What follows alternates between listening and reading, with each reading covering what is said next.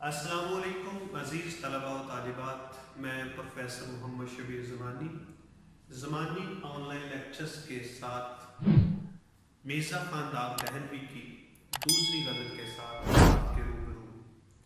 اس سے پہلے ہم نے میرزا خان داغ دہلوی کی غزل کے 4 اشعار پڑھے تھے۔ آج 5ویں شعر پر ہم آتے ہیں۔ 5واں شعر کچھ یوں ہے: گو نامہ بر سے خوش نہ ہوا پر ہزار شکر، مجھ کو وہ میرے نام سے پہچان تو گیا۔ اس کے مشکل الفاظ کے معنی لکھتے ہیں: گو اگرچہ نامہ بر، قاصد پیغمبر، ہزار شکر بہت شکر، بہت زیادہ شکر۔ اس کا مفہوم کچھ یوں ہے: اگرچہ محبوب قاصد کے پیغام لے جانے پر خوش نہیں ہوا، پر مجھے بے حد خوشی ہے کہ محبوب مجھے میرے نام سے پہچان ہو گیا ہے۔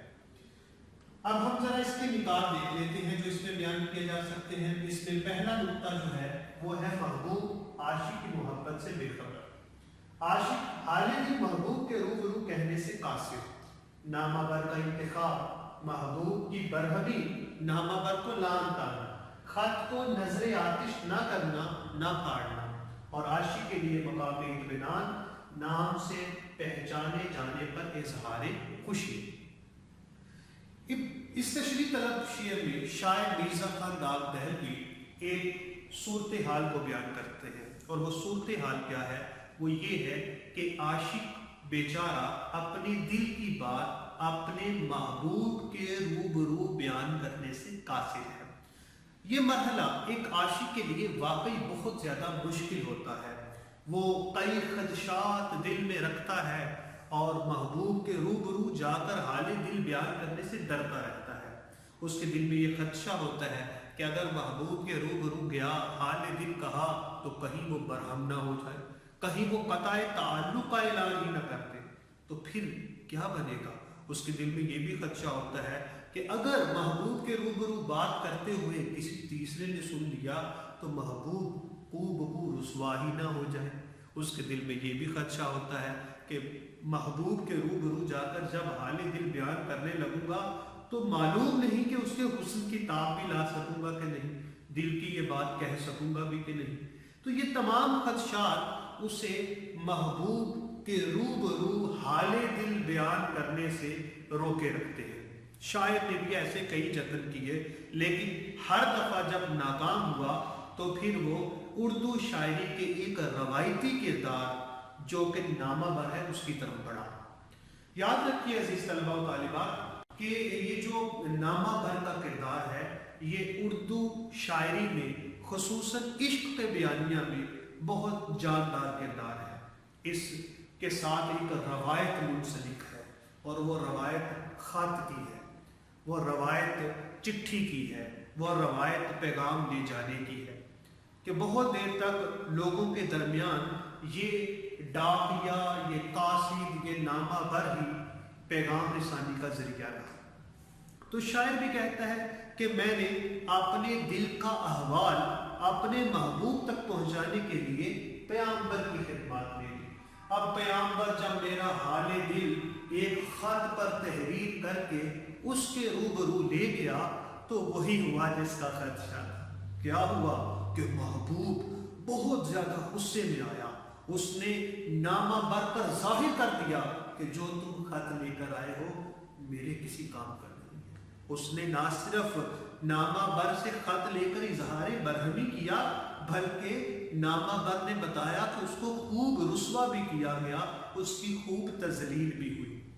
اچھا، یہاں نامہ بر کی تذلیل ہو رہی ہے اور ادھر شاعر اظہار اطمینان کر رہا ہے۔ یاد رکھیے نامہ بر جو ہے اس کے متعلق مختلف اشعار ہمیں شاعری میں ملتے ہیں، جیسے یہ جو ہجر میں ہم دیوار و در کو دیکھتے ہیں، کبھی صبا کو کبھی نامہ بر کو دیکھتے ہیں۔ تو شاعر کہتا ہے کہ نامہ بر کی جب تذلیل ہوئی تو اس نے مجھے بتایا کہ خوب تذلیل کیے جانے کے بعد بھی اس نے دیکھا کہ معشوق یعنی محبوب جو ہے اس نے اپنے عاشق کے خط کو نہ پھاڑا نہ نظر آتش کیا۔ عزیز طلباء و طالبات، یہاں ایک بات یہ بھی مد نظر رکھی جائے کہ عام طور پہ دیکھا گیا ہے کہ جب کسی سے تعلق ختم ہوتا ہے تو اس کی چیزیں واپس کر دی جاتی ہیں، چیزوں کو توڑ دیا جاتا ہے، رد کر دیا جاتا ہے، لیکن شاعر کہتا ہے کہ نامہ بر نے مجھے بتایا کہ تمہارے خط کو نہ تو محبوب نے نظر آتش کیا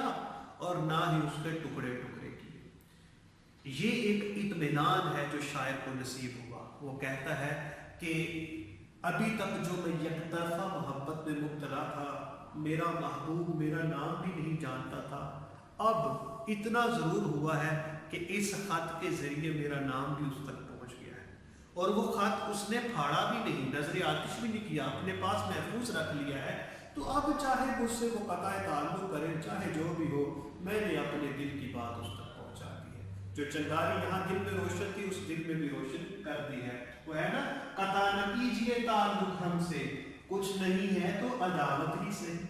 تو شاید کہتا ہے اب عداوت بھی ہو تو کوئی بات نہیں، لیکن یہ اطمینان کا پہلو ضرور ہے کہ اگر میں اس پر محبت عیاں نہ کرتا تو پھر نہ جانے میری کیا بات ہوتی۔ عیاں تجھ پر حقیقت کر رہا ہوں کہ میں تجھ سے محبت کر رہا ہوں۔ اور اسی طرح ایک اور شعر میں کہا گیا ہے، پیار کا میں اظہار نہ کرتا تو مر جاتا، سچ کو کیسے دل میں چھپایا جا سکتا ہے۔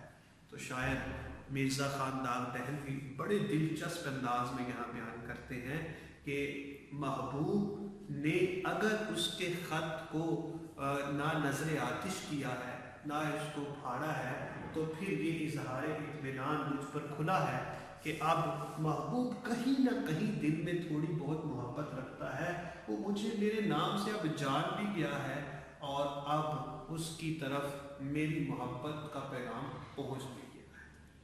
تو بچوں، یہ ہے پہلا شعر جو ابھی ہم نے پڑھا۔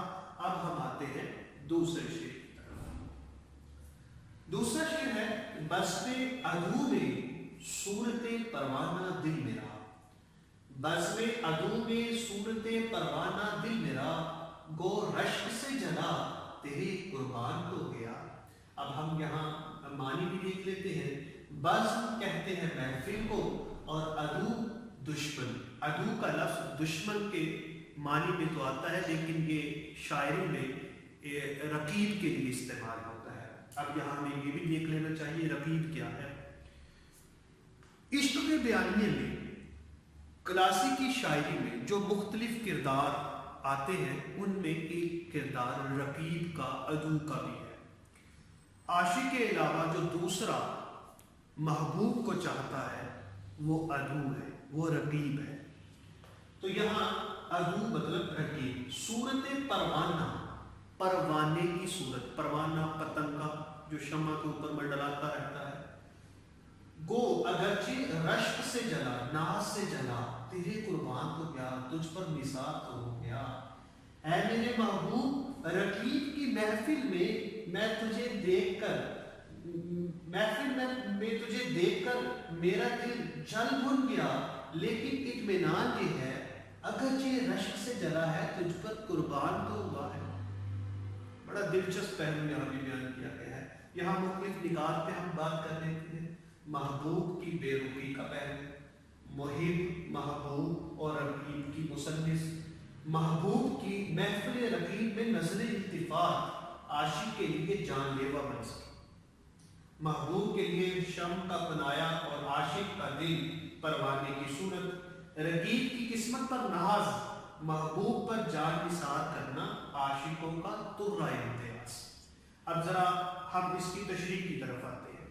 اس تشریح طلب شعر میں شاعر مرزا خان داغ دہلوی بیان کر رہے ہیں کہ محبوب کو جب میں نے رقیب کی محفل میں دیکھا تو میرا دل رشک سے رقیب پر قربان ہو گیا۔ یہاں ہمیں اردو شاعری کے ایک روایتی انداز کو سمجھنا ہوگا۔ اردو شاعری میں جو محبوب ہے، روایتی محبوب جو ہے، وہ بہت کٹھور، سنگ دل، بے رخی، بے مروتی کا پیکر نظر آتا ہے۔ وہ عاشق کی تمام تر وفاؤں کا صلہ جفاؤں سے دیتا ہے۔ اس کا زیادہ جھکاؤ عاشق کی طرف جو کہ اس سے مخلص ہے اس کی طرف نہیں ہوتا، زیادہ جھکاؤ رقیب کی طرف ہوتا ہے. رقیب جو ہوسکارانہ نظروں سے اسے تکتا ہے، جو ہمیشہ مادیت پرستی اور مفاد پرستی کا قائل نظر آتا ہے. تو لہٰذا یہاں مرزا خان داغ دہلوی بیان کرتے ہیں کہ جب میں محبوب کی محفل میں گیا تو محبوب کی محفل میں میں نے دیکھا کہ رقیب محبوب پر فدا ہے اور محبوب رقیب پر فدا ہے. یہاں رقیب کی محفل بھی مراد ہم لے سکتے ہیں کہ شاعر کا گزر جب رقیب کی محفل سے ہوا تو شاعر نے دیکھا کہ وہاں محبوب ہر کسی پر نظر التفات کرتا ہے، رقیب پر خصوصی نظر التفات کرتا ہے، لیکن عاشق کو ہمیشہ وہ بے رخی، بے مروتی اور ہمیشہ تغافل سے تعبیر کرتا ہے. تو شاعر یہاں کہتا ہے کہ جب میں نے اسے دیکھا کہ وہ ہر کسی پر نظر التفات کرتا ہے تو میرا دل جل بھول گیا. یاد رکھیے عزیز طلباء و طالبات کہ ایک عاشق کے لیے اس سے زیادہ جان لیوا منظر کوئی نہیں ہو سکتا کہ جس کے لیے اس نے اپنی ساری زندگی داؤ پر لگا رکھی ہو، وہ اس کی طرف جھکاؤ رکھنے کے بجائے کسی اور کی طرف نظر التفات کرے. تو وہاں پھر ظاہر ہے وہ محبوب جو کہ شمع کی صورت عاشق کے روبرو ہوتا ہے، وہ محبوب جو ہے وہ کسی اور کی طرف جب نظر التفات کرتا ہے تو عاشق کے لیے کہ مقام بہت زیادہ تکلیف دہ ہوتا ہے.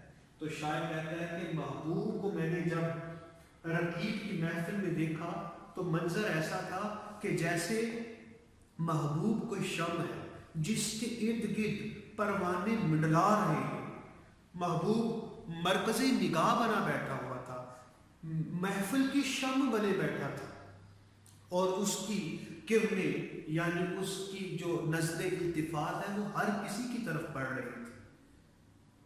شاعر کا کہنا ہے کہ یہی وہ منظر تھا کہ جہاں میں نے محبوب کو دیکھا اور رقیب کی قسمت پر ناز کیا کہ کیا خوب قسمت پائی ہے کہ میں نے جس نے دل و جان محبوب پر فدا کر دیے تھے وہ تو آج تک اس کی نظر التفات پا نہ سکا، اور ایک تم ہو کہ محبوب کی نگاہ کا مرکز بنے بیٹھے. یہاں یاد رکھیے شاعر نے لفظ رشک استعمال کیا ہے. جو عاشق مزاج لوگ ہوتے ہیں وہ محبت کرنے والے، وہ پرامن رہنے والے، کبھی حسد کا جذبہ دل میں نہیں بسا پاتے. وہ ہمیشہ ناز کا جذبہ، رشک کا جذبہ بناتے ہیں.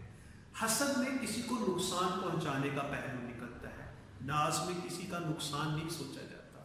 تو یہاں شاعر نے بڑا خوب لفظ رشک ایک عاشق کے دل کے قربان استعمال کیا ہے. شاعر کہتا ہے کہ میرا دل اس پر یوں جلا جیسے پروانہ شمع پر جان دے دیتا ہے، مٹ جاتا ہے. یہاں یاد رکھیے شاعر نے محبوب کے لیے شمع کا بنایا اور عاشق کا دل پروانے کی صورت بیان کیا ہے. یہاں شاعر بیان یہ کرنا چاہ رہا ہے کہ محبوب کا تمام تر جھکاؤ جب رقیب کی طرف ہو گیا تو مجھے رقیب بھی اچھا لگنے لگا، اس پر بھی ناز ہونے لگا. جیسا کہ شاعر کہتا ہے جانا پڑا رقیب کے در پر 1000 بار، اے کاش جانتا نہ تیرے راہ گزر کو میں. اور اسی طرح شاعر محبوب کا جو رقیب کی محفل میں بیٹھے ہونے کا منظر ہے اس کو یوں بھی بیان کرتا ہے، بیٹھے ہوئے رقیب ہیں دل بر کے آس پاس، بیٹھے ہوئے رقیب ہیں دل بر کے آس پاس، کانٹوں کو ہے ہجوم گلے تر کے آس پاس. بیٹھے ہوئے رقیب ہیں دل بر کے آس پاس، کانٹوں کا ہے ہجوم گلے تر کے آس پاس. اور اسی طرح شاعر محبوب کی بے رخی اور بے مروتی پر یوں گویا ہوتا ہے. وہ کہتا ہے جو کوئی آوے ہے تیرے نزدیک ہی بیٹھے ہیں تیرے، جو کوئی آوے ہے نزدیک ہی بیٹھے ہیں تیرے، ہم کہاں تک تیرے پہلو سے سرکتے جائیں. تو اس طرح ہم دیکھیں تو شاعر مرزا خان داغ دہلوی کا مزاج اس شعر میں محبوب پر جان چھڑک دینے کا ہے، محبوب تو کیا رقیب پر بھی، رقیب کی قسمت پر بھی ناز کرنے اور جان چھڑک دینے کا ہے۔ یہاں شاعر مرزا خان ڈاک دہلوی جارحانہ انداز میں نظر تو آتے ہیں، لیکن یہ جارحانہ انداز وہ محبوب کی محبت سے بغاوت کا نہیں ہے، بلکہ محبوب پر مر مٹنے کا ہے، جو کہ غالب کے ہاں بھی ہمیں نظر آتا ہے۔ غالب کہتے ہیں جان تم پر نثار کرتا ہوں، میں نہیں جانتا دعا کیا ہے۔ مقطع کچھ یوں ہے، ہوش و حواس و تاب و توا داغ جا چکے، ہوش و حواس و تاب و توا داغ جا چکے، اب ہم بھی جانے والے ہیں سامان تو کیا۔ اس میں مشکل الفاظ کے معنی دیکھتے ہیں۔ ہوش و حواس، عقل و فہم، سمجھ، فراست۔ تاب و توا، تاب و توا کا مطلب ہے طاقت، توانائی۔ داغ بطور تخلص استعمال ہوا ہے۔ ہم بھی جانے والے کا مطلب ہے کہ اب ہم رخصت ہونے کو ہیں، ہم راہی عدم ہونے کو ہیں۔ سامان سے مراد انسان کی وہ تمام صلاحیتیں جو انسان کے ہوش مند ہونے کا ذریعہ بنی رہتی ہیں۔ اس کا مفہوم دیکھتے ہیں، اعداد ہوش و حواس کے ساتھ ساتھ طاقت اور ہمت بھی جواب دے گئی ہے، اب ہم بھی روانہ ہونے کو ہیں، کیونکہ سامان سفر تو چلا گیا ہے۔ غزل کے اس مقطع میں شاعر مرزا خان ڈاک دہلوی نے مختلف نکات پر بات کی ہے، پہلے ہم ان کو دیکھ لیتے ہیں۔ جیسے کہ ناتوانی کا مضمون اس شعر میں باندھا گیا ہے، بڑھاپے اور بیچارگی کے آثار پر بات کی گئی ہے، پے در پے مشکلات سے خرابی صحت پر بات کی گئی ہے، غم روزگار اور غم جانا پر بات کی گئی ہے، قوا کی سلبی وقت رخصت کا اشارہ اس پر بات ہوئی ہے۔ غزل کا یہ مقطع ہے جو ہم پڑھ رہے ہیں، اور اس میں صنعت لفظ و نشر کا بھی استعمال ہوا ہے۔ عزیز طلباء و طالبات، یہ جو شعر ہے، اس شعر میں شاعر مرزا خان ڈاک دہلوی بیان کر رہے ہیں کہ اب وقت رخصت ہے اور میری صلاحیتیں آہستہ آہستہ دم توڑتی چلی جاتی ہیں۔ انسان کی زندگی میں ہمیشہ وقت ایک جیسا نہیں رہتا۔ انسان جو کہ جوانی میں ایک طاقتور توانا شخص ہوتا ہے، اس کی عقل و فہمت، اس کی سمجھ اور فراست اپنے عروج پر ہوتی ہے، آہستہ آہستہ ڈھلتے ہوئے جسم کے ساتھ وہ بھی زوال پذیر ہوتی ہے۔ انسان آہستہ آہستہ اپنی صلاحیتوں سے محروم ہونا شروع ہو جاتا ہے۔ سمجھنے سوچنے کی وہ حس جو کبھی اپنے عروج پر تھی، آہستہ آہستہ ختم ہوتی چلی جاتی ہے۔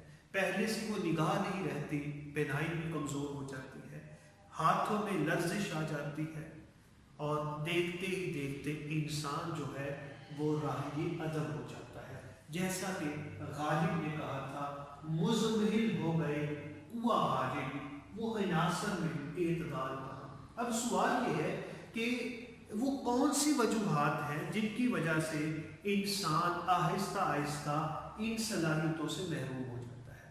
ایک تو وقت کا تقاضا ہوتا ہے، فطری انداز ہوتا ہے کہ یہ جو جسم ہمارا ہے اسے ڈھلنا ہی ہوتا ہے۔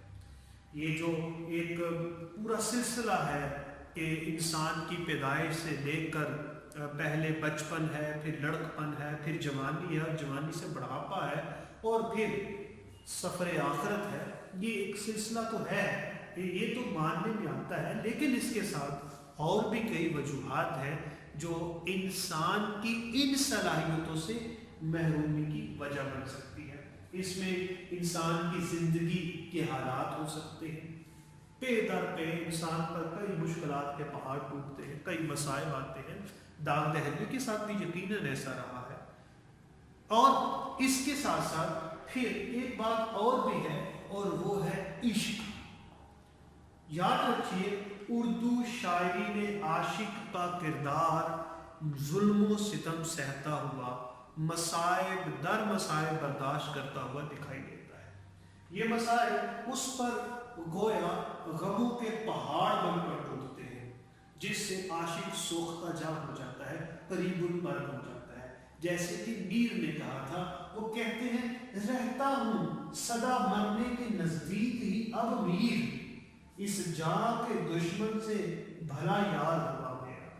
وہ جو محبوب کی سنگ دلی ہے، اس کا کٹھور پن ہے، اس کی بے رخی بے مروتی ہے، وہ بھی عاشق کو آخر کار اس کے انجام سے دوچار کر دیتی ہے۔ اس میں شاعر مرزا خان داد دہلوی یہ بھی بیان کر رہے ہیں کہ جب سے محبوب کے ظلم و ستم کا نشانہ بنتا رہا ہوں، تب سے آہستہ آہستہ ہوش و حواس سے بھی بیگانہ ہوتا گیا، تاب و تما بھی کھوتا چلا گیا۔ جیسا کہ شاعر نے بیان کیا ہے، ناتواں عشق نے آخر کیا ایسا ہم کو، ناتواں عشق نے آخر کیا ایسا ہم کو، غم اٹھانے کا بھی باقی نہیں رہا یارا ہم کو۔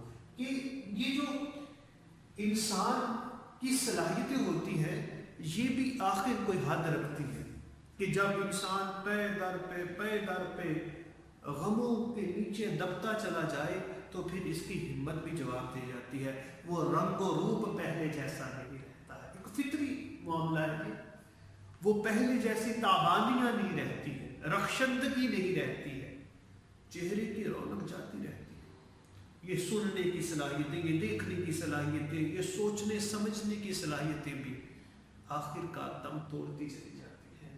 جیسا کہ شاعر نے کہا ہے، توجہ نے تیری ہمارے مسیحا، توانا کیے ناتواں کیسے کیسے۔ ایک نہیں دو نہیں، ہزاروں لاکھوں ایسے عاشق مزاج لوگ ہیں جو محبوب کی ستم ظریفی کا نشانہ بن کر اس دنیا سے چلے گئے۔